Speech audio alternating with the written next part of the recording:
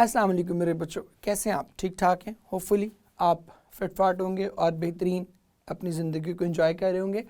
आज हम इंग्लिश का नेक्स्ट टॉपिक करने जा रहे हैं, प्रोनाउंस, और more specifically will talk about the personal pronouns कि उनमें किस तरह के एरर्स आते हैं हमें और हमें उन्हें किस तरह टैकल करना है। सो आए चलते हैं स्ट्रेट अवे लाइट बोर्ड की तरफ। ले मेरे बच्चों, हम आ गए लाइट बोर्ड पे, और आज जैसे मैंने इंट्रो में आपको बताया कि we are talking about pronoun. तो प्रोनाउन बेसिक डेफिनेशन तो आप सब बच्चों को पता है, और वो क्या है कि pronoun is a word that replaces a noun। Pronoun एक ऐसा वर्ड है जो नाउन की जगह पर इस्तेमाल किया जाता है, नाउन को रिप्लेस करता है। That is why it is called pronoun. Pro का मतलब ये है हामी, हिमायती। तो प्रोनाउन का मतलब ये है कि a thing that stands for noun, that supports the noun, जो नाउन की जगह पर उसके कायम मकाम के तौर पर मौजूद होती है, that is called pronoun. For example, अगर मैं आपसे कहूँ कि Ali is my best friend and he lives near my house, तो he जो है that is representing Ali, तो he क्या होगा यहाँ पर? That will be called our pronoun। अब pronoun की बहुत सारी types हैं, जिसमें personal pronoun है, reflexive pronoun है, distributive pronoun है, indefinite pronoun है और बेशुमार चीज़ें। तो उन सारी टाइप्स में से जो है आज जो पहली चीज़ हम करने जा रहे हैं, आज की डिस्कशन की जो पहला इंपॉर्टेंट पॉइंट है प्रोनाउन के हवाले से, that is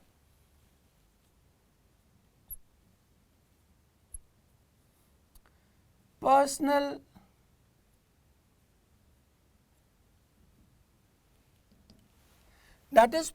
pronoun. Personal pronoun सबसे इंपॉर्टेंट है और सबसे ज़्यादा एरर्स भी आपको पर्सनल प्रोनाउन के हवाले से ही आते हैं। सो इसको ज़रा ध्यान से देख लें। But before we move on to personal pronoun, इसका एक टेबल आपके लिए बना देता हूँ, और उसमें एक दो छोटी छोटी चीज़ें हैं जो आपके समझने के लिए बहुत ज़रूरी हैं, और उसमें एरर भी आप करते हैं क्योंकि बहुत शुरू से वो चीज़ें आप गलत पढ़ते आ रहे होते हैं। गलतुल आम चीज़ें हैं जो बहुत ही रिपीटेडली हम गलत करते हैं। सो हम देखते हैं, सबसे पहले टेबल बना देता हूँ उसका। नाउन के 3 पर्सन हैं जी बेसिकली। फर्स्ट पर्सन है, देन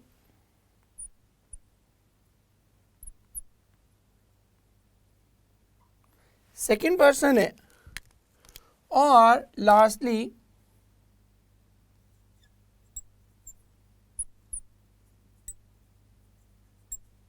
थर्ड पर्सन है। ये 3 पर्सन्स कैसे बनते हैं ये भी अभी आपको बता दूंगा, और फिर इनमें 2 तरह की सिनारियोज जो है वो डेवलप हम करते हैं। नंबर 1, तो ये प्रोनाउन या तो सिंगुलर हो सकते हैं या क्या हो सकते हैं, ये प्लूरल हो सकते हैं। In the same way second person भी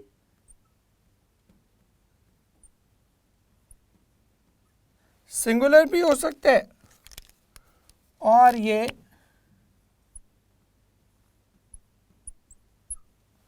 प्लूरल भी हो सकता है, और थर्ड पर्सन में भी कुछ इसके सिंगुलर फॉर्म होंगी और कुछ इसकी प्लूरल फॉर्म होंगी। तो ये तो इसके नंबर के हवाले से डिवीजन है कि फर्स्ट पर्सन भी और सेकंड पर्सन भी और थर्ड पर्सन भी, ये सारे जो है आपके सिंगुलर भी इस्तेमाल हो सकते हैं और प्लूरल भी इस्तेमाल हो सकते हैं। सो इसके बाद जो अगली चीज़ इसमें इंपॉर्टेंट है पर्सनल प्रोनाउन के हवाले से, that is the case. Case 2-3 तरह के हैं, वो हम देखते जाते हैं।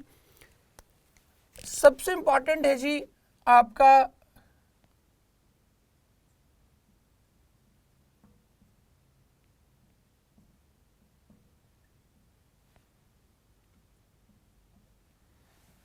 सब्जेक्टिव केस है, ठीक है, सब्जेक्ट से बेसिकली निकला है तो सब्जेक्टिव केस इसको कहते हैं.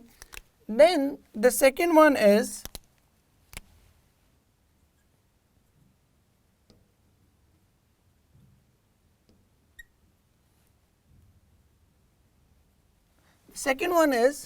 Objective case. फिर एक बड़ी इंपॉर्टेंट चीज़ जो आपको यहाँ बताना बहुत ही ज़्यादा ज़रूरी है, that is the difference between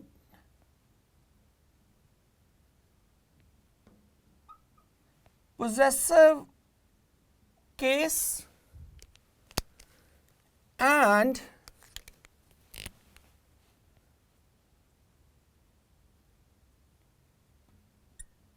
possessive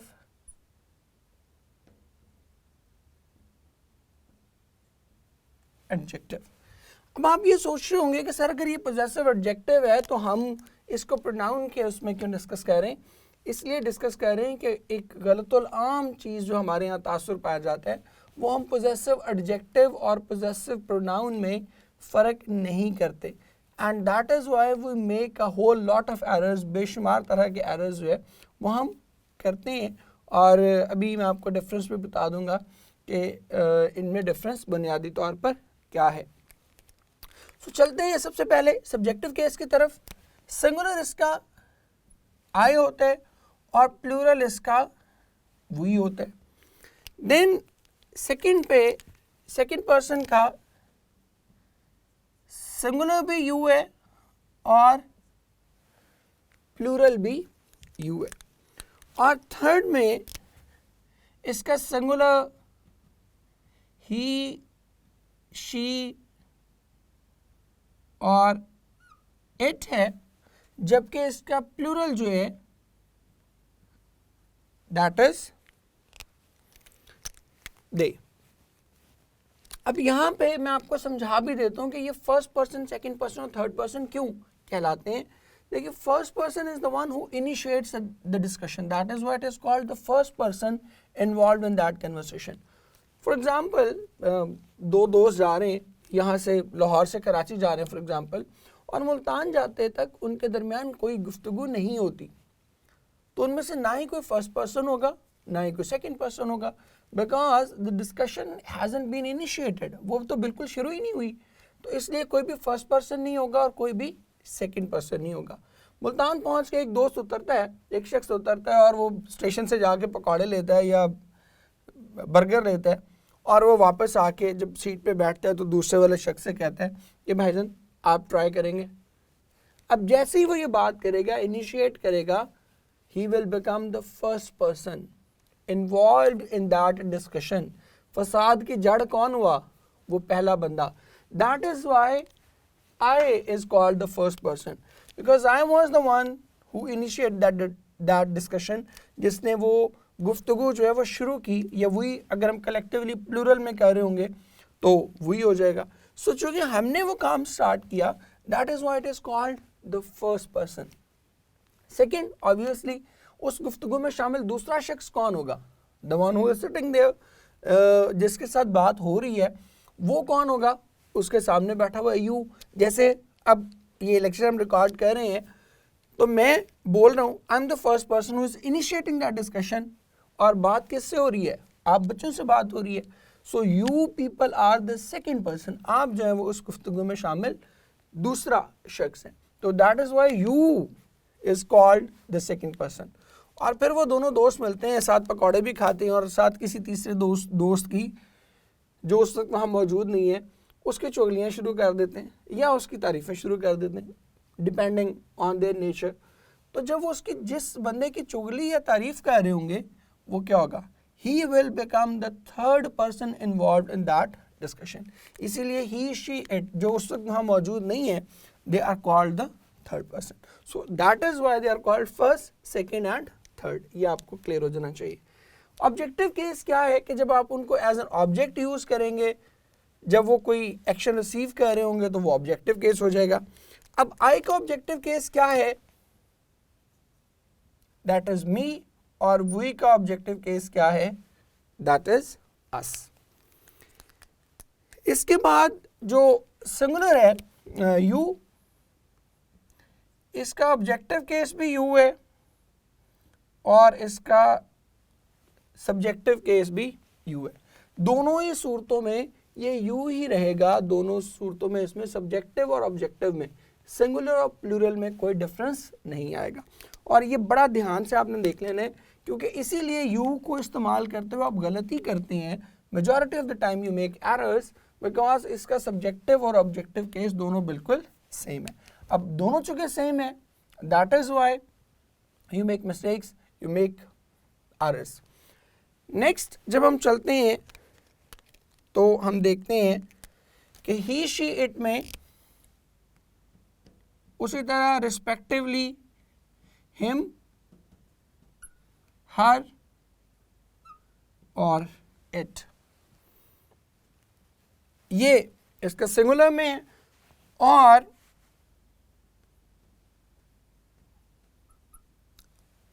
plural में क्या हो जाता है, इट बिकम्स देम। हम आगे चलते हैं सब्जेक्टिव पोजेसिव केस में और पोजेसिव एडजेक्टिव में हम कैसे फर्क करते हैं। आई का पोजेसिव केस जो है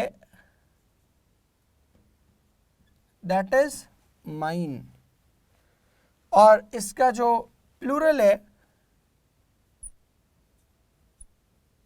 पोजेसिव केस का दैट इज आर्स। इसी तरह जब हम सेकेंड वन को देखते हैं यू, तो इसका पोजेसिव केस है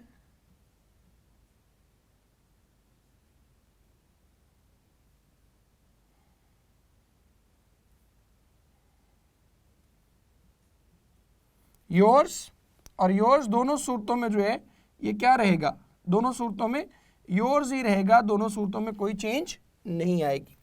और थर्ड पर्सन में जब हम जाते हैं तो इसका पोजेसिव केस है हिज, हर्स और इट्स। आगे जब हम चलते हैं दे में तो इसका बनता है जी, इसका बनता है देयर्स। ये आपने देख लेना है, और आगे अभी जब पोजेसिव एडजेक्टिव करते हैं तो फिर आपको ज़्यादा क्लियरली कैटेगोरिकली बात समझ में आ जाएगी। पोजेसिव केस आई का पोजेसिव एडजेक्टिव माई है, जबकि पोजेसिव केस क्या था, दैट वाज माइन। इसी तरह इसका पोजेसिव एडजेक्टिव आर है, आर्स नहीं है। देन सिंगुलर में भी आप देखते हैं यू में, तो इसका पोजेसिव केस योर है, और इसका पोजेसिव केस भी पोजेसिव केस योर्स है, और पोजेसिव एडजेक्टिव जो है वो क्या है, योर है विदाउट एस। अच्छा, अब यहाँ पर एक और चीज़ जो बहुत इंपॉर्टेंट है,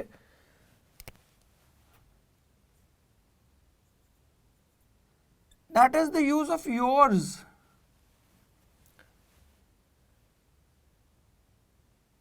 please do not use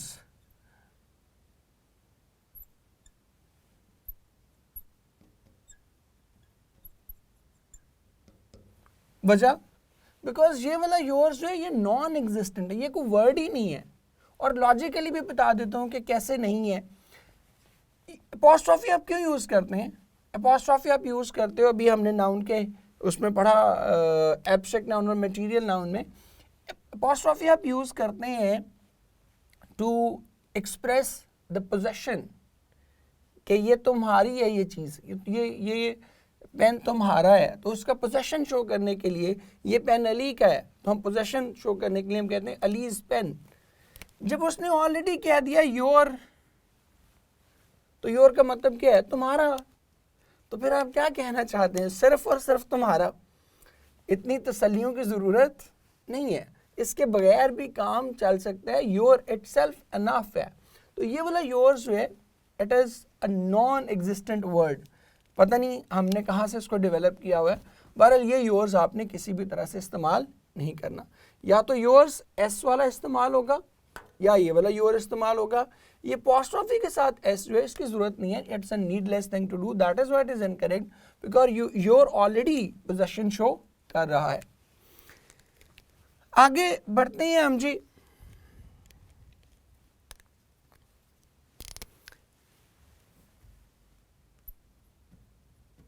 his, her और इट्स ही रहेगा, और ये क्या हो जाएगा देयर। अब यहाँ पर एरर आता है क्योंकि आप नॉर्मली जब आप पढ़ रहे होते हो स्कूल्स में, कॉलेजेस में, अपने जूनियर स्कूल या हाई स्कूल में, तो नॉर्मली हमारे यहाँ इन दोनों चीज़ों को एक ही समझ लिया जाता है, पोजेसिव केस और पोजेसिव एडजेक्टिव। इन दोनों को हम एक ही कैटेगरी में पुट अप कर देते हैं, and that is the category of possessive pronoun. No, my और योर ये पोजेसिव प्रोनाउन नहीं है। कैसे नहीं है, अभी आपको एग्जाम्पल से एक्सप्लेन भी कर देता हूँ कि कैसे हम इनको पोजेसिव प्रोनाउन नहीं कह सकते। मसलन अगर मैं आपसे कहूँ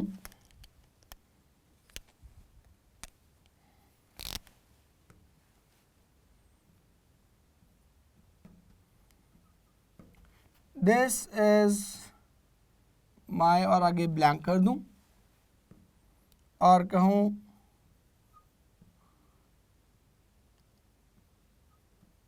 दैट वाज योर और फिर ब्लैंक कर दूं, तो can they be called the complete sentences? क्या हम इनको कंप्लीट सेंटेंसेस कह सकते हैं? नहीं। ऑब्वियसली आप कहेंगे कि सर इसके साथ कोई ना कोई नाउन लगेगा। जब तक ये ब्लैंक है, माय के बाद आगे कुछ नहीं है, योर के बाद आगे कुछ नहीं है, तो उस वक्त तक ये सेंटेंस कंप्लीट मीनिंग कन्वे नहीं कर रहा। This is my what, that was your what, क्या वो तुम्हारा था, क्या कुछ ना कुछ आपको बताना होगा ना, नाउन बताना होगा। फॉर एग्जाम्पल मैं ये कहूँगा this is my bag, okay good enough. दूसरी तरफ मैं कहता हूं दैट वाज योर एरर, तो अब ये जुमले कंप्लीट हुए ना। इट मीन्स कि error is qualified by your, or in other words I can say that your needs a noun. your noun के बगैर क्या है, ना मुकम्मल है। या यहाँ पर my needs a noun, that is bag. so my बुनियादी तौर पे क्या कर रहा है, किसी न किसी नाउन को क्वालिफाई कर रहा है, उसकी नाउन की पोजेशन के बारे में बता रहा है। ठीक है, तो फिर अगर वो किसी नाउन को क्वालिफाई कर रहा है तो नाउन को क्वालिफाई करने वाली चीज़ क्या होती है, that is not pronoun. Noun को क्वालिफाई करने वाली चीज़ को हम एडजेक्टिव कहते हैं, and because it is showing the possession that is why it is called possessive adjective. Clear है, यहाँ तक बात समझ में आ गई। इसके बाद एक और तरीके से भी आपको समझा देता हूँ, ये बड़ी इंटरेस्टिंग बात है, और जब मैं आपको ये बताऊँगा तो यू विल फील के यार हमने पहले क्यों नहीं सोचा, सर के आने से पहले हम कैसे इसको मिस कर गए इस पॉइंट को। देखिए शुरू से आप पढ़ते आए हो, अभी हमने डेफिनेशन भी ऊपर लिखी भी हुई है कि pronoun is a word that replaces a noun. तो योर से पहले यहां कौन सा नाउन मौजूद है जिसको योर रिप्लेस कर है, या माय से पहले यहां कौन सा नाउन मौजूद है जिसको माय रिप्लेस कर है? माय तो किसी नाउन को रिप्लेस कर ही नहीं रहा, तो जब वो रिप्लेस कर ही नहीं रहा किसी नाउन को, तो how can we call it a pronoun?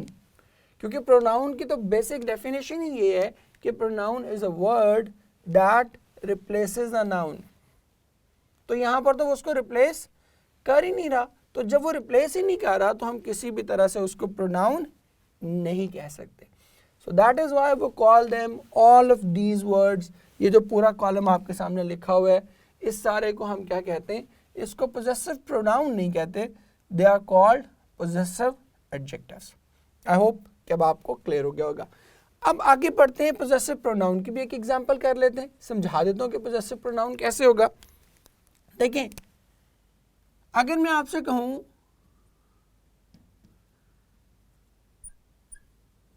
This book is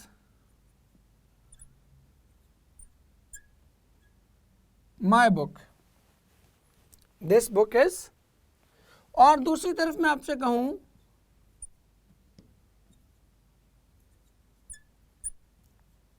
this book is mine. अब देखिएगा, माइन ने क्या किया,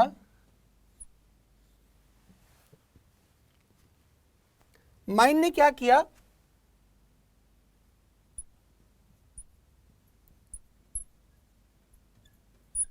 रिप्लेस द बुक। ऊपर हम क्या कह रहे थे, this book is my book, ये किताब मेरी किताब है। अब वो दोबारा द बुक, ये जो वर्ड ऊपर हम कह रहे थे, ये वाला, माइंड ने क्या किया है, इस बुक को रिप्लेस कर दिया। दोबारा हमें बुक इस्तेमाल करने की ज़रूरत पड़ी ही नहीं है। और दूसरी तरफ इसने क्या किया, इसने इस बुक का, ये जो माई बुक हम कह रहे थे, मेरी बुक, उसका पोजेशन भी शो कर दिया। तो because it is replaced a noun, तो इसको हम क्या कहेंगे, अब ये प्रोनाउन के डेफिनेशन पे पूरा उतर है। And because it is also showing the possession mine, मेरी, तो इसलिए हम इसको क्या कहते हैं, इसको हम कहते हैं पोजेसिव। तो ये दोनों चीजें मिलके दे बिकम, उल्टा पढ़ ले इसको, दोनों चीजें मिलके क्या बनती हैं, पोजेसिव प्रोनाउन। प्रोनाउन क्यों है, because it is replacing a noun, और पोजेसिव क्यों है, because it is showing the possession of that noun. So इन दोनों चीजों का कॉम्बिनेशन मिलके क्या हुआ, it becomes possessive pronoun. So इन दोनों में आपने अब ये ध्यान रखना है, और ख़ास तौर पे जो ध्यान रखने वाली चीज़ें हैं इसमें, वो है जी हिज। इस पे हम अभी आगे एग्जाम्पल्स भी करेंगे।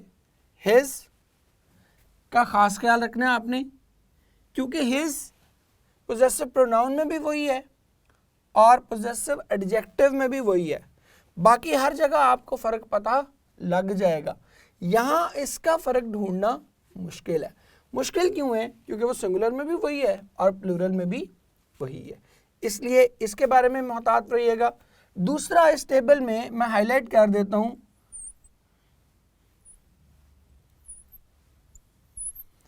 यू, इसको बहुत ध्यान से आपने देखना है। क्यों ध्यान से देखना है, इसलिए कि ये सिंगुलर में भी वही है, प्लूरल में भी वही है, सब्जेक्टिव में भी यही है और ऑब्जेक्टिव में भी यही है। सो यहाँ पर केस आइडेंटिफाई करना आपके लिए, जहाँ भी कहीं केस का एरर आएगा, आगे चल के भी हम एरर्स करते हैं, तो जहाँ भी केस का एरर आएगा तो वहाँ पर यू को पकड़ना आपके लिए मुश्किल हो जाएगा, बिकॉज यू सिंगुलर में भी सेम है और प्लूरल में भी सेम है, सब्जेक्टिव केस में भी सेम है और ऑब्जेक्टिव केस में भी सेम है। बाकी आप हर जगह देख रहे हो कि डिफरेंस है। यहाँ आप देखें, जब हम वी की बात करते हैं तो वी और अस क्लियर पता लग जाता है कि ये सब्जेक्टिव केस में इस्तेमाल हो रहा है या ऑब्जेक्टिव केस में। आई और मी, यहाँ भी क्लियर पता लग जाता है कि ये सब्जेक्टिव है, ऑब्जेक्टिव है, and same is the case with every other pronoun. But in case of you ये थोड़ा सा ट्रिकी हो जाता है, बिकॉज यू का सब्जेक्टिव केस भी वही है और ऑब्जेक्टिव केस भी वही है। सो ये टेबल होपफुली आप बच्चों को क्लियर हो गया होगा। अब हम चलते हैं अगले स्टेप पे और देखते हैं कि इन पर्सनल प्रोनाउन के और इनके केसेस के हवाले से किस तरह के एरर्स जो है वो हमें आ सकते हैं। सो नेक्स्ट टेबल पे चलते हैं और जाके देखते हैं कि हमारे एरर्स क्या हैं और हमने उन एरर्स को कैसे रेक्टिफाई करना है। लेकिन जी अब हम पर्सनल प्रोनाउन के एरर्स की तरफ जा रहे हैं। बैकग्राउंड सारा आपको बता दिया और केस और नंबर का भी फ़र्क समझा दिया, क्योंकि उसी से रिलेटेड आपके एरर्स भी आएंगे। अब जो पहला एरर हम करने जा रहे हैं इसमें, वो ये पहला रूल बेसिकली देख लें, वो ये है कि प्रोनाउन must agree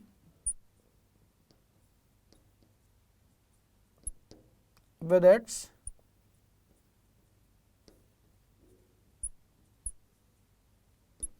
एंटीसीडेंट, कि प्रोनाउन को अपने एंटीसीडेंट के मुताबिक इस्तेमाल होना चाहिए। अब एंटीसीडेंट क्या है? एंटीसीडेंट वो नाउन या प्रोनाउन है जिसके लिए बेसिकली प्रोनाउन हम इस्तेमाल कर रहे होते हैं, ठीक है। इन टर्म्स ऑफ किस किस तरह से उसको अग्री करना चाहिए? इन terms of number, gender and case, कि नंबर भी उसका वही होना चाहिए जो नाउन का है, कि अगर नाउन सिंगुलर है तो प्रोनाउन भी क्या होना चाहिए? सिंगुलर। जेंडर भी सेम होनी चाहिए कि अगर नाउन जो है वो फेमिनिन है या मैस्कुलिन है तो उसके अकॉर्डिंगली प्रोनाउन भी मैस्कुलिन या फेमिनिन होना चाहिए। And the third thing is कि अगर नाउन सब्जेक्टिव केस में है तो प्रोनाउन भी सब्जेक्टिव केस में होना चाहिए, और नाउन अगर ऑब्जेक्टिव केस में है तो फिर प्रोनाउन भी क्या होना चाहिए?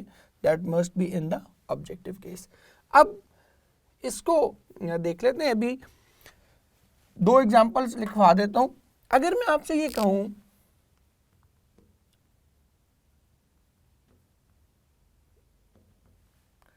कि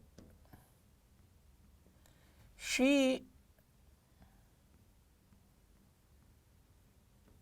herself was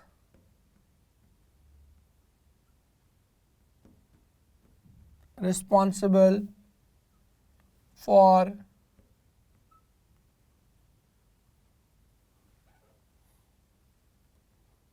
her loss, और दूसरी तरफ मैं कहूँ she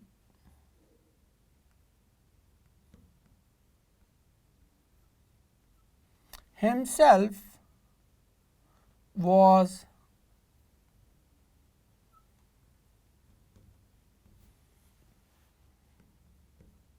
responsible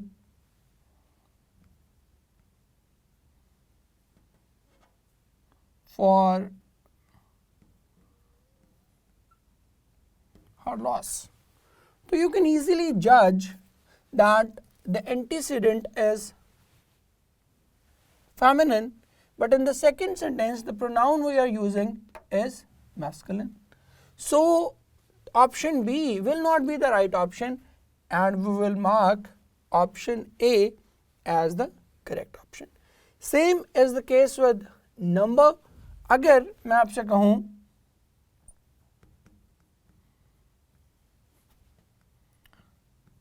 the bench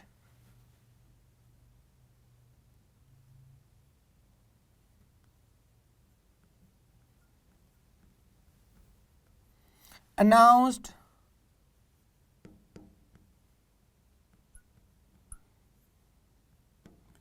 its verdict at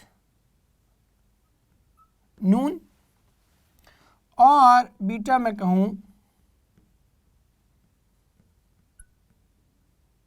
the bench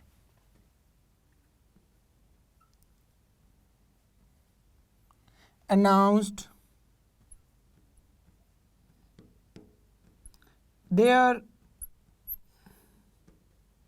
verdict at noon. You can clearly tell that bench is a singular noun. So जब bench singular noun है तो we cannot use there. There तो plural है तो ये number का error आ जाएगा. So यहाँ भी हमारी जो correct option होगी that will not be the option beta, that will be option alpha. Reason उसकी क्या होगी? Reason बड़ी simple है उसकी कि यहाँ पर जो option beta है इसमें हमारा जो pronoun है that is not in agreement with its antecedent as far as the number is concerned. हमारा जो एंटीसीडेंट था वो सिंगुलर था और जो प्रोनाउन हम यूज़ कर रहे हैं वो क्या है, प्लूरल है। Same is the matter with case. Case में भी अगर वो सब्जेक्टिव है तो फिर आप उसको प्रोनाउन को भी सब्जेक्टिव केस में इस्तेमाल करेंगे। If your antecedent is acting as a subject तो उसका प्रोनाउन भी क्या होगा, वो भी सब्जेक्टिव केस में होगा। अभी सुनने में तो बड़ी आसान बात है कि सर ये तो हमें पता ही है कि सब्जेक्ट को सब्जेक्टिव केस में यूज़ करेंगे, बट ख़ास तौर पे जो आपके व्हाट्सएप की चैटिंग है उसमें आप बहुत सत्यानाश करते हैं। मसलन आप में से जो बच्चे देख रहे हैं वो बहुत सारे बच्चे इस बात को रिलेट कर पाएंगे मेरी इस बात से।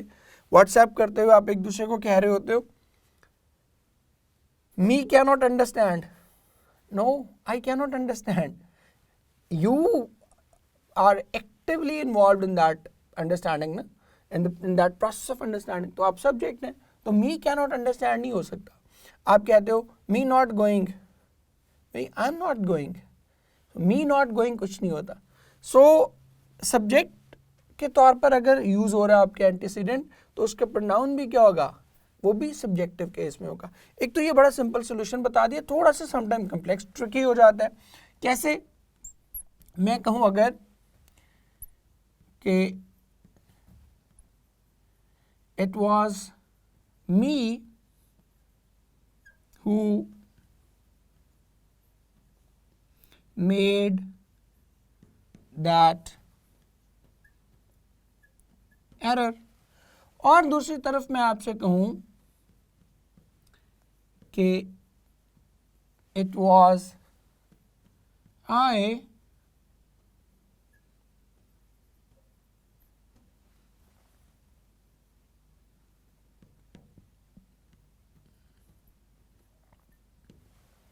It was I who made that error.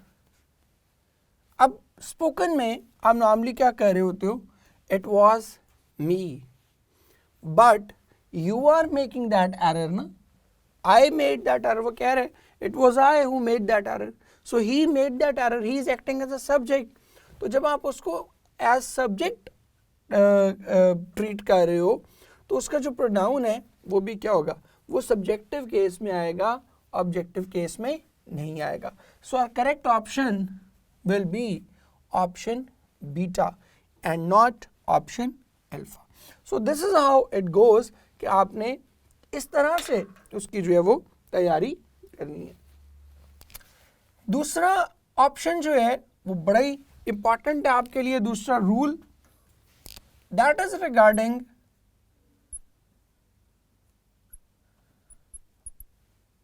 Order of pronoun. अगर किसी सेंटेंस में एक से ज़्यादा प्रोनाउंस आ जाएं और वो डिफरेंट पर्सन से हो, कोई फर्स्ट पर्सन भी हो, सेकंड पर्सन भी हो, थर्ड पर्सन भी हो, तो फिर ऑर्डर ऑफ द प्रोनाउन को आप किस तरह से हैंडल करेंगे, कौन सा प्रोनाउन पहले आएगा, कौन सा प्रोनाउन बाद में आएगा। तो ये बड़े ध्यान से इसको सुन लीजिएगा।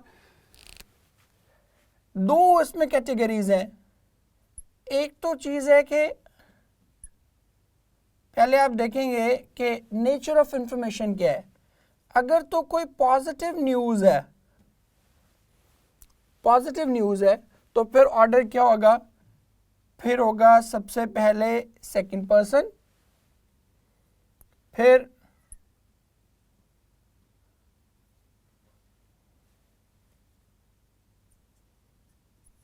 थर्ड, और एंड पे आएगा फर्स्ट। ये है अगर कोई आप अच्छी खबर दे रहे हैं, पॉजिटिव न्यूज़ दे रहे हैं, पॉजिटिव इंफॉर्मेशन दे रहे हैं, तो फिर सबसे पहले सेकंड पर्सन, फिर third person and then first person. लेकिन अगर इसी में आप कोई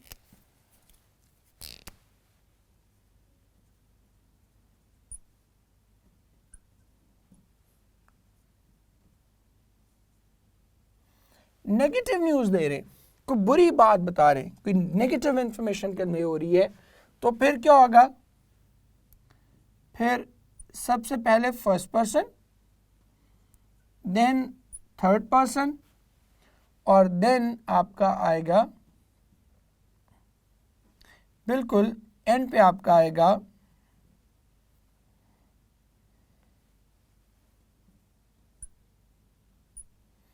एंड पे आएगा सेकंड पर्सन। अब ऐसा क्यों होगा?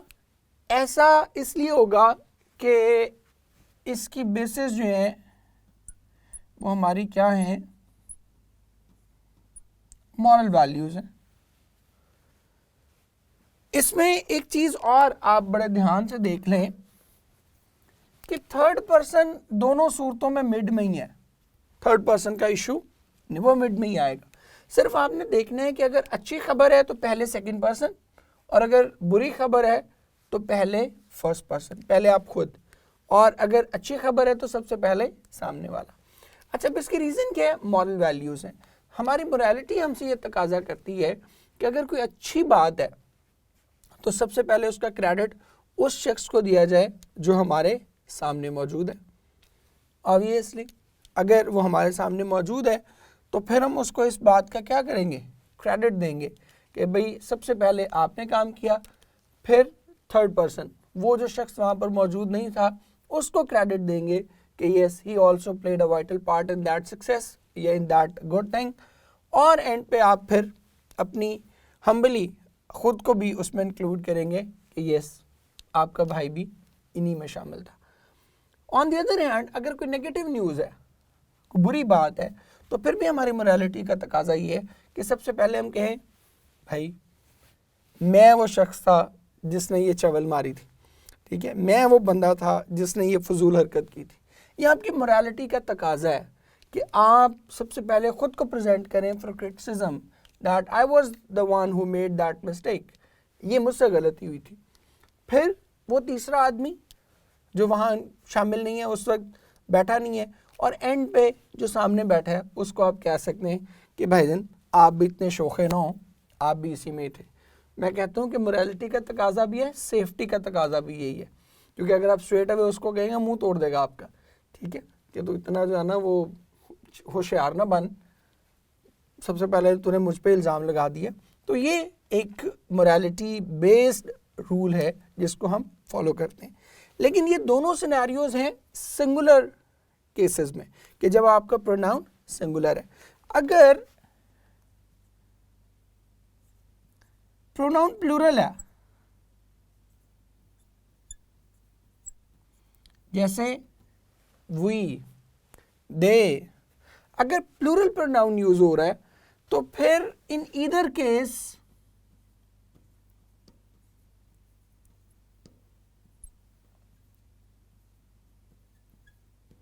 फिर चाहे नेगेटिव न्यूज है या पॉजिटिव न्यूज है, दोनों ही सूरतों में हम एक ही काम करेंगे, और वो क्या करेंगे? फर्स्ट, सेकंड और थर्ड। फिर हम इस पे कोई डिफरेंशिएट नहीं करेंगे कि भाई फर्स्ट पर्सन को पहले लाओ नेगेटिव में और सेकंड पर्सन को पहले लाओ पॉजिटिव में। फिर चाहे न्यूज़ नेगेटिव है या पॉजिटिव है, इससे फ़र्क नहीं पड़ेगा, फिर फर्स्ट, सेकंड और थर्ड के हिसाब से हम उसको टिका देंगे। वजह उसकी क्या है? वजह उसकी बड़ी सिंपल है। वजह उसकी सिंपल ये है कि जब आप ज़्यादा लोगों की बात कर रहे हो, कलेक्टिवली बात कर रहे हैं, तो you are not pointing towards a single person. आप किसी को सिंगल आउट नहीं कर रहे, आप एक जनरल बात कर रहे हो, सभी की कलेक्टिवली बात कर रहे हो। तो कलेक्टिवली में जिस तरतीब से वो आए हैं उसी तरतीब से आप उनके जिम्मेदारी भी डालते जा रहे हो, चाहे वो अच्छी बात की है या चाहे वो बुरी बात की है। क्योंकि सबसे पहले फर्स्ट पर्सन आया था ना, तो उसका जिक्र भी पहले आएगा, फिर सेकंड पर्सन आया था तो सेकंड पर्सन का जिक्र भी उसके बाद आएगा, और एंड पे थर्ड पर्सन आया था तो थर्ड पर्सन की जिम्मेदारी भी एंड पे जाएगी। यहाँ पर मोरालिटी अप्लाई क्यों नहीं हो रही? दोबारा आपको बता रहा हूँ कि यहाँ पर मोरालिटी इसलिए अप्लाई नहीं हो रही कि यहाँ मैटर ही नहीं कर रहा, क्योंकि आप किसी को इंडिविजुअली पॉइंट आउट नहीं कर रहे कि भाईजान ये आपकी वजह से हुआ। आप सबकी बात कर रहे हैं, तो अच्छी खबर है तो तब भी, बुरी खबर है तो तब भी। और एक लास्ट बात मैं उस वाले बॉक्स में लिख रहा हूँ, लेकिन ये इससे रेलेवेंट रूल है, मैं लिख भी देता हूँ यहाँ। इंग्लिश में हम कहते हैं no news is good news. कि अगर कोई बुरी बात नहीं हो रही ना तो इट मीन सब अच्छा है।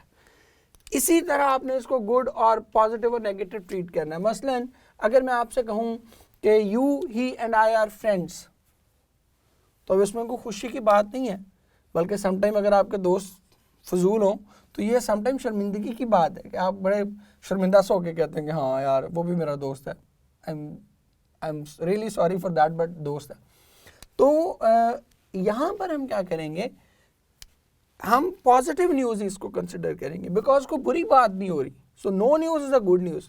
कि मसलन सपोज जैसे कोविड के दिनों में अगर अचानक हमें खबर मिलती या अचानक टीवी पे खबरें आना कोविड की बंद हो जाती थी, तो हम क्या फील करते थे कि नाउ इट इज़ ओवर, अल्हम्दुलिल्लाह अब सब कुछ सही है। तो इस तरह से जब कोई खबर नहीं आ रही या कोई बुरी बात नहीं बताई जा रही तो इट मीन्स कि सब कुछ ठीक चल रहा है। तो इसी के अकॉर्डिंगली आपने इसको ट्रीट करना है। बाकी जब हम अभी स्लाइड्स पे जाएंगे तो मैं आपको इसके एमसीक्यूज भी काफ़ी सारे उस पर करवा दूंगा। अच्छा जी, तीसरी चीज़,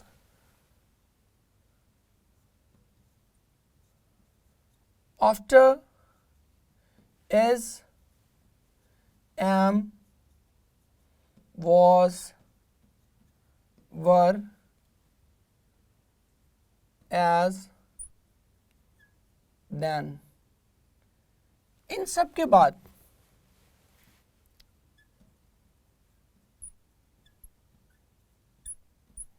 we generally use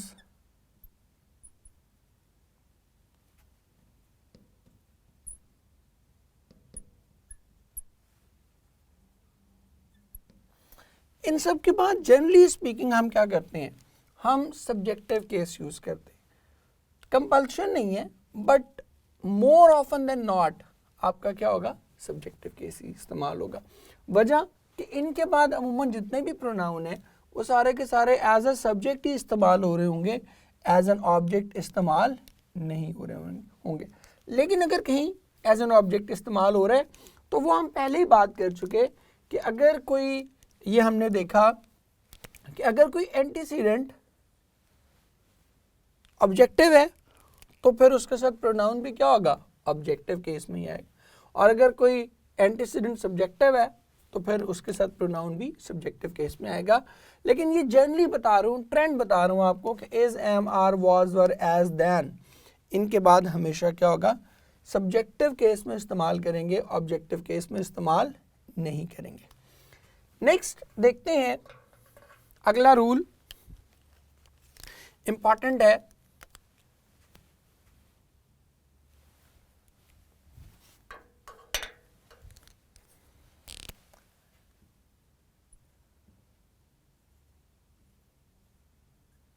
after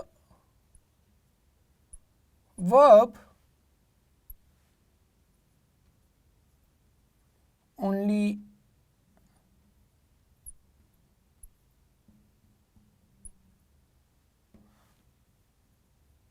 objective case is used। verb के बाद हम क्या यूज करते हैं, verb के बाद हम सब्जेक्टिव केस यूज नहीं करते हैं, हम क्या यूज करते हैं, ऑब्जेक्टिव केस यूज करते हैं। क्यों हम ऑब्जेक्टिव केस यूज करते हैं, बड़ा कॉमन है। देखिए आप बचपन से पढ़ते आ रहे हैं, एक फॉर्मेशन सब्जेक्ट, वर्ब और ऑब्जेक्ट पढ़ते हैं ना, बड़े प्राइमरी लेवल से आप पढ़ना शुरू कर देते हैं ये फॉर्मेशन कि सब्जेक्ट, बेसिक फॉर्मेशन है सेंटेंस की, subject, verb and then object. तो वर्ब के बाद क्या यूज हो रहा है, वर्ब के बाद अगर नाउन भी यूज हो रहा है तो वो किस में यूज हो रहा है, it is being used as an object. तो जब नाउन ही ऑब्जेक्ट के तौर पे यूज हो रहा है तो इस ऑब्जेक्ट का जो प्रोनाउन होगा वो भी क्या होगा, वो भी क्या होगा, दैट विल बी ऑब्वियसली इन, वो भी सब्जेक्टिव केस में कभी भी इस्तेमाल नहीं होगा और ना ही हो सकता है, क्योंकि जब इटसेल्फ नाउन ही किसमें, ऑब्जेक्टिव केस में है, तो फिर उसकी जगह पर जो इस्तेमाल होने वाला प्रोनाउन है वो सब्जेक्टिव केस में कैसे हो सकता है, वो भी सब्जेक्टिव केस में इस्तेमाल नहीं होगा। ये बड़ा ही इंपॉर्टेंट पॉइंट है, अक्सर आप इसको मिस करते हैं।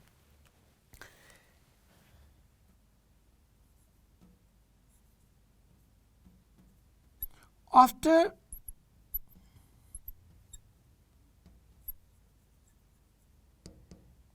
preposition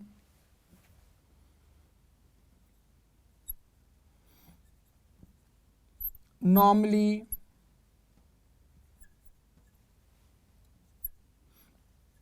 we use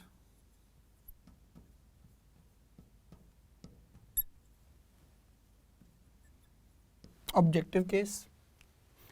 प्रपोजिशन के बाद भी हम ऑब्जेक्टिव केस यूज करते हैं, सब्जेक्टिव केस यूज नहीं करते। उसकी वजह भी सुन लें, बड़ी सिंपल है। दोबारा से प्रपोजिशन के बारे में हम क्या कहते हैं? प्रपोजिशन एक डे 1 से हम पढ़ते आए हैं कि it establishes the relation between subject and object. Preposition तो लिंक इन दो चीज़ों को करती है ना, ठीक है, कि सब्जेक्ट और किसको लिंक करती है? ऑब्जेक्ट को लिंक करती है। सो इट इज अंडरस्टूड कि जैसे यहाँ वर्ब के बाद ऑब्जेक्ट आ रहा था, तो प्रपोजिशन के बाद भी क्या आना है? सपोज सब्जेक्ट और आगे फिर वर्ब और जो भी आएगा उसके बाद प्रपोजिशन और फिर क्या आना है? ऑब्जेक्ट आना है। तो जब प्रपोजिशन के बाद जो इटसेल्फ नाउन आ रहा है, बिल्कुल इसी ऊपर वाले पैटर्न की तरह, जब खुद itself noun as an object इस्तेमाल हो रहा है, तो उस नाउन की जो रिप्लेसमेंट आनी है प्रोनाउन, वो भी क्या आएगी? वो भी एज एन ऑब्जेक्ट ही आएगी ना। ये बिल्कुल ऐसे ही है जैसे आप देखते हो क्रिकेट में एक कैप्टन होता है और वाइस कैप्टन होता है, पढ़ते हैं ना, कैप्टन होता है और फिर वाइस कैप्टन होता है। तो जब कैप्टन किसी वजह से नहीं खेल रहा होता, तो वाइस कैप्टन उसी टीम का कप्तान बनता है ना। अब ये तो नहीं है कि सपोज बाबर आजम पाकिस्तान टीम का कैप्टन है और अल्लाह ना करे वो किसी वजह से इंजर्ड हो जाए, तो शादाब खान जो वाइस कैप्टन है वो जाके ऑस्ट्रेलिया का कैप्टन बन जाएगा। ऑस्ट्रेलिया का कैप्टन तो नहीं बनेगा ना।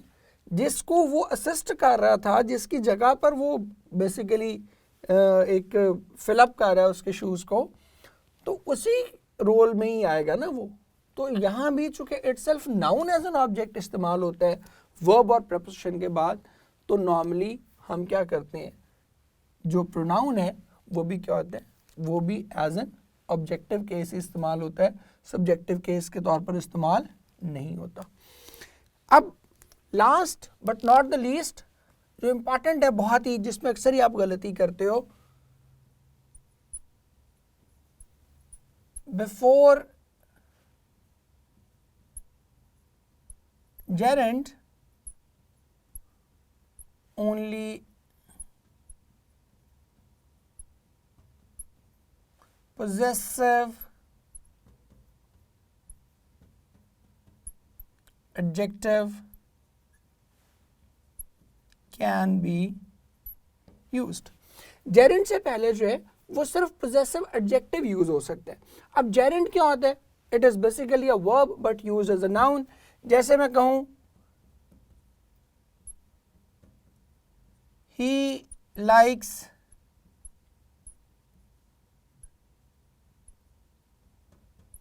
swimming, तो अब स्विमिंग बुनियादी तौर पर तो क्या है?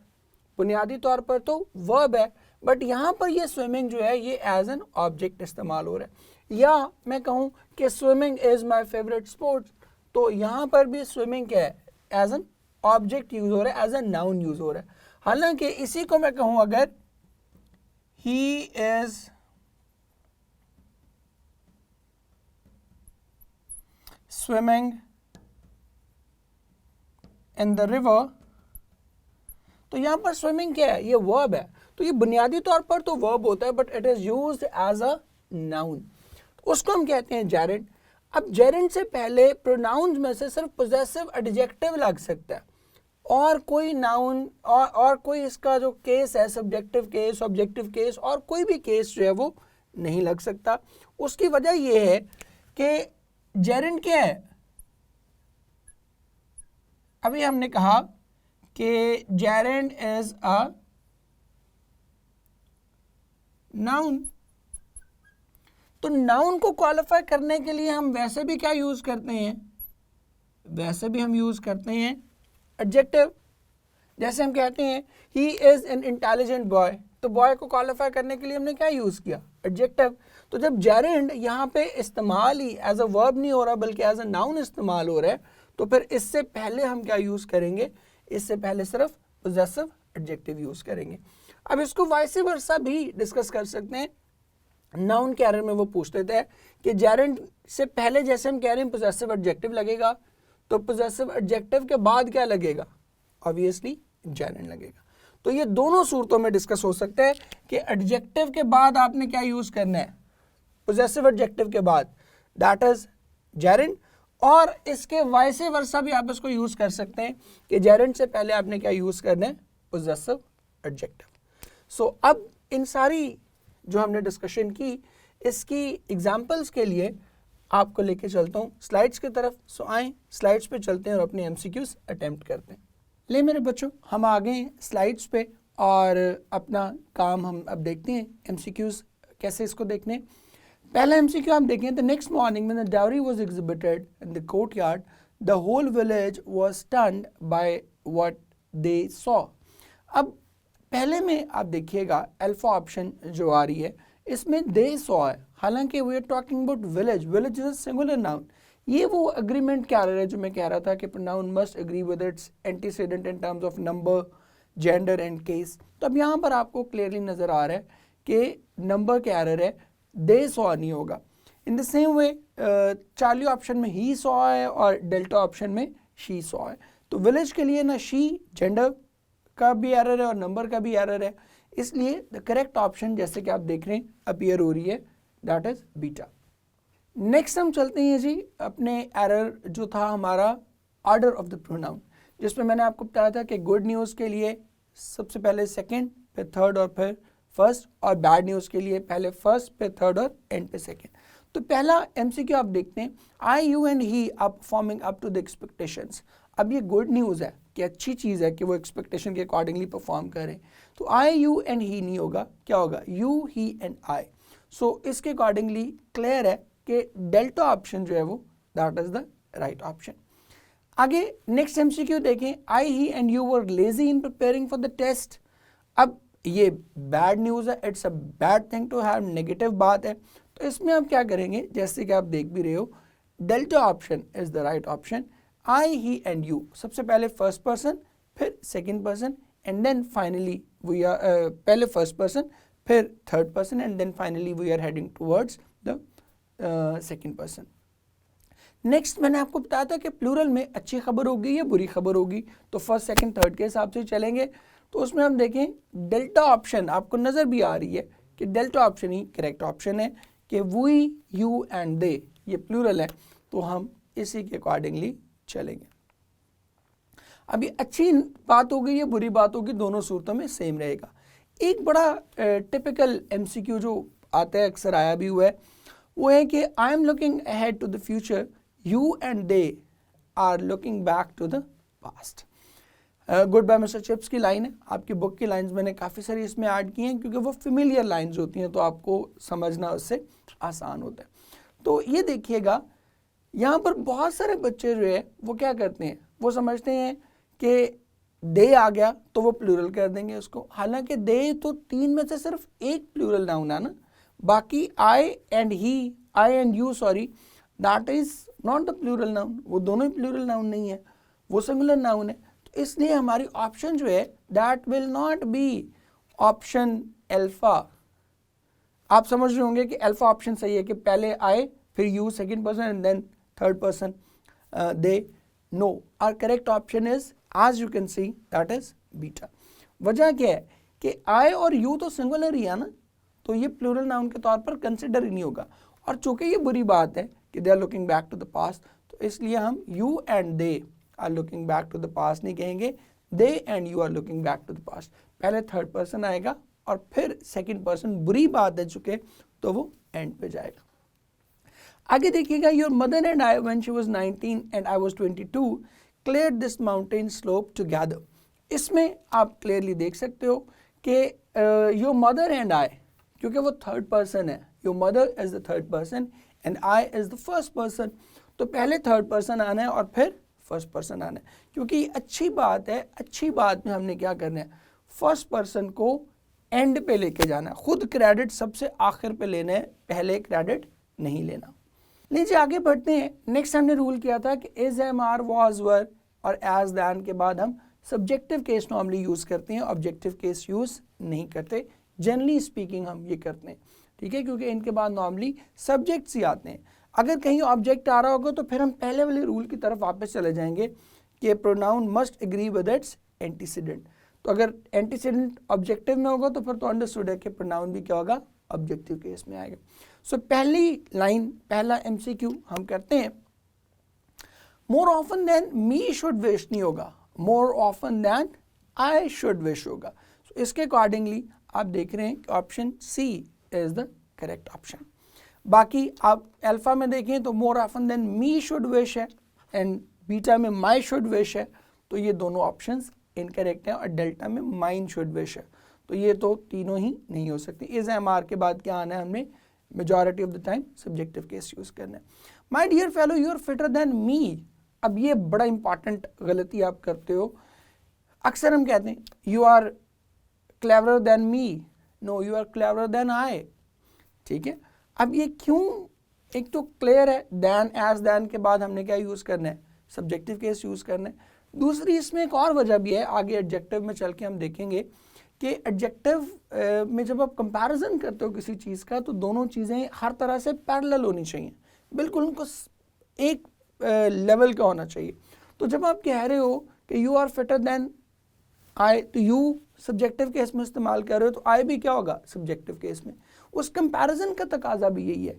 ये जब आप कहते हैं कि I am better than him, तो हिम नहीं हो सकता, बिकॉज आई आप किस में यूज कर रहे हो, सब्जेक्टिव केस में, तो आपका कंपैरिजन भी किससे होगा, कंपैरिजन भी ऑब्वियसली उसी से होगा जो सब्जेक्टिव केस में होगा।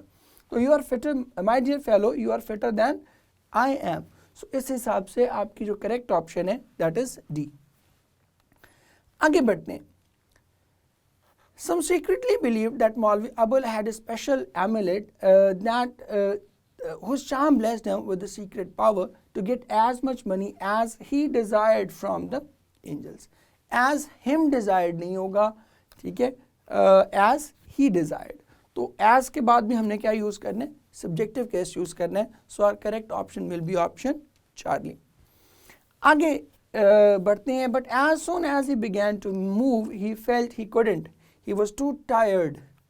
अब यहाँ भी देख रहे हो as he began to move, as के बाद भी हम क्या यूज करें, सब्जेक्टिव केस ही यूज करें, ऑब्जेक्टिव केस यूज नहीं करें, और हमारी करेक्ट ऑप्शन जो है दैट इज ऑप्शन चार्ली। आगे देखते हैं। आगे हमने किया था कि वर्ब और प्रीपोजिशन के बाद सिर्फ और सिर्फ ऑब्जेक्टिव केस आएगा, सब्जेक्टिव केस नहीं आएगा। सो देखिएगा, फर्स्ट एमसीक्यू हमारा दोज हु न्यू हिम होगा, न्यू वर्ब है, तो वर्ब के बाद तो ऑब्जेक्ट नहीं आनी है ना, न्यू ही नहीं हो सकता, न्यू हिज नहीं हो सकता, न्यू हर नहीं हो सकता, ठीक है। न्यू हर इसलिए भी नहीं हो सकता कि ही वॉज किल्ड है ना, तो ही के लिए आप हर तो नहीं यूज कर सकते, जेंडर का जो है ना वो डिसएग्रीमेंट आ जाएगा। तो इसलिए हमारी करेक्ट ऑप्शन क्या होगी, हमारी करेक्ट ऑप्शन होगी चार्ली। सो आपने देख लिया कि those who knew him, verb के बाद आप क्या यूज कर रहे हो, ऑब्जेक्टिव केस उसका यूज कर रहे हो, और उसकी वजह भी बता दी कि वर्ब के बाद वैसे भी तो आपने ऑब्जेक्ट ही यूज करना है ना, तो जब noun itself as an object use हो रहा है तो फिर उसकी रिप्लेसमेंट में जो यूज होने वाला प्रोनाउन है वो भी क्या होगा, वो भी एज एन ऑब्जेक्ट ही यूज होगा। आगे हम पढ़ते हैं। Della said he let's put our Christmas gifts away and keep they a while नहीं होगा, कीप वर्ब है तो उसके बाद क्या होगा, कीप देम अ व्हाइल होगा। So our right option will be option delta. Next MCQ जो है वो स्पॉट द एरर का एमसीक्यू है, और गॉड बी प्रेज में से एमसीक्यू है ये। वो कहते हैं come on Maulvi ji, don't look disappointed and pray, don't give my even. अब गिव के बाद क्या है, do not give me. Objective case हमने यूज करना है, बार बार बता रहा हूं, तो गिव मी आएगा, गिव माइन या माए या और ऐसी कोई चीज नहीं आएगी। So our correct option will be option Charlie. Next हमने किया था कि प्रपोजिशन के बाद भी ऑब्जेक्टिव केस लगेगा। सो हम पहला एमसीक्यू देखते हैं। The Magi brought valuable gifts but that was not among, they नहीं होगा, ना देयर होगा और ना ही हिज होगा, क्योंकि हिज करेंगे तो वो तो मजाए जो कि प्लूरल है, तो इसलिए हिज तो हो ही नहीं सकता। इसलिए हमारी करेक्ट ऑप्शन क्या होगी? That will be option beta. Next देखिएगा, मौलवी Abul was caught in the well of life, time had not been kind to he। अब to प्रपोजिशन है तो to के बाद भी क्या होगा? to him। so our right option will be option Charlie. Next हम चलते हैं। हमने पढ़ा था कि पोजेसिव एडजेक्टिव के बाद क्या लगना है? पोजेसिव एडजेक्टिव के बाद जेरन लगना है। जेरन क्यों लगना है? क्योंकि पोजेसिव एडजेक्टिव के बाद नाउन लगता है, ठीक है। तो नाउन अगर कोई वर्ब आ रहा है तो वर्ब को नाउन बनाने का एक ही तरीका है, वो क्या है कि उसको हम जेरन में कन्वर्ट कर दें। इसको रिवर्स भी हम देख सकते हैं कि जेरन से पहले क्या लगेगा? पोजेसिव एडजेक्टिव लगेगा और कोई चीज़ नहीं लगेगी। सो उसके एग्जांपल्स देख लेते हैं। The governor would of course agree to you being adequately pensioned. अब अपेरेंटली आपको ये बिल्कुल सही लगती है, लेकिन बीइंग जो है वो क्या है? That is gerund. और जेरेंड हम बात कर चुके हैं कि gerund is actually a noun, verbal noun इसको हम कहते हैं। आगे चल के हम वर्ब के पोर्शन में इसको डिस्कस भी करेंगे। वर्बल नाउन इसको कहते हैं। तो वर्बल नाउन से पहले ये चूंकि नाउन है, तो नाउन को क्वालिफाई करने के लिए आपको पोजेसिव एडजेक्टिव चाहिए, पोजेसिव प्रोनाउन नहीं चाहिए। सो इसलिए हमारी जो राइट ऑप्शन होगी वो क्या होगी? The governor would agree to your being adequately pension, that is option C. आगे बढ़ते हैं। They are responsible for him being here नहीं होगा, they are responsible for his being here, क्योंकि जेरेंड लग गया। जेरेंड क्या होता है? ING form of verb. तो जेरेंड से पहले हमने क्या करना है? पोजेसिव एडजेक्टिव यूज करना है, पोजेसिव प्रोनाउन यूज नहीं कर सकते, देयर या ऑब्जेक्टिव केस उसका यूज नहीं कर सकते। तो they are responsible for his being here, so the right option will be option beta. The last one, gout in its most malignant form, it would appear, had seized him without seized me without my being aware of it। अब being भी gerund है, तो gerund से पहले me नहीं लगेगा, gerund से पहले क्या लगेगा? without my being aware of it। So the right option for us will be option beta। लें जी, ये आज की स्लाइड्स थी। होपफुली आपने इसको एंजॉय किया होगा। और अब हम चलते हैं वापस लेक्चर की तरफ। ले मेरे बच्चों, ये था आज का लेक्चर। होपफुली आपने इससे बहुत कुछ सीखा होगा, बहुत सी लर्निंग्स नई डेवलप हुई होंगी। और अगर कहीं कोई चीज़ रह गई, कोई समझ नहीं आ सकी, तो नीचे कमेंट सेक्शन में ज़रूर अपने सवाल पूछें। बार बार एम्फसाइज करता हूँ, ज़्यादा पूछने से ही आप ज़्यादा सीखेंगे। So wish you all the best, happy learning, take care of yourself. अल्लाह हाफ़िज़।